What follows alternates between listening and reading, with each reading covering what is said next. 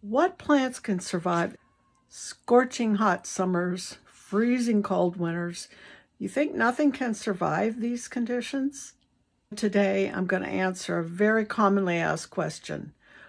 What plants can survive extreme heat and cold?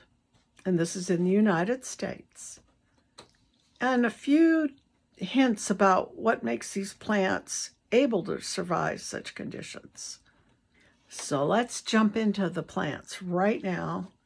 The first one is coneflower, or Echinacea purpurea. Coneflower is native to the central and eastern United States, and it has really deep tap roots, which is one long root that extends down deep into the soil. And that's how it can manage to survive droughts. And this plant, Echinacea or coneflower, has two things about it that are common with most all of the tough native perennials. First of all, they're extremely attractive to pollinators, such as bees, butterflies. And secondly, they need well-drained soil. Coneflower also likes sun, and that's pretty common amongst these three plants that I've chosen today. They need at least 6 hours, maybe more. This one, if it's super hot, I would say maybe not full sun. I do have mine shaded a little bit, and it's survived a couple summers so far. But I do not have well-drained soil. I have clay after about 8 inches down, it's clay. So I have to mix in, this is a little tip here, I mix in sand and perlite in with the soil, about maybe 1/3 of each. And normally you shouldn't have to be that fussy, but because of my soil, which says that it's important to know your soil type, I have to change it up a little bit in order to get my coneflowers to do better. But they are tough, and they're going to die back in the winter, and then you'll see a rosette of green leaves starting up sometime in the spring. Don't get worried if it's April and you haven't seen it yet. It just takes it a little while to wake up.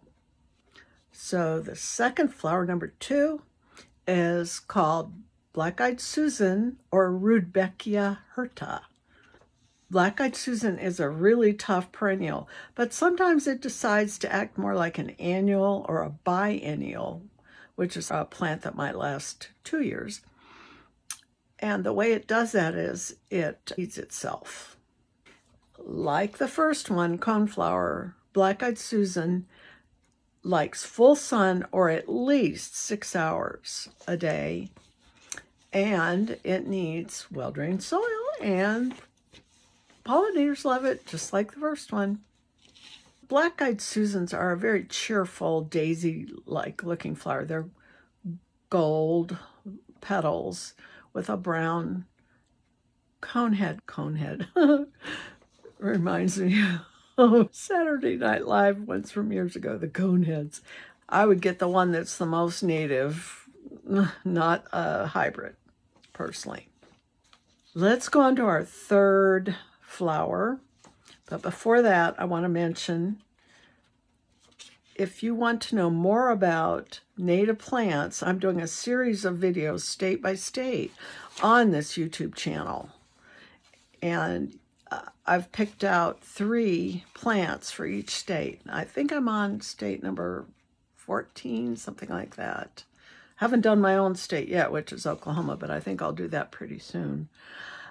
Anyway, to get there, it's just youtube.com/@wirefirejewelry. I'll put that up in the text on here too. Flower number 3 is called yarrow, millefolium. These Latin names get me every time.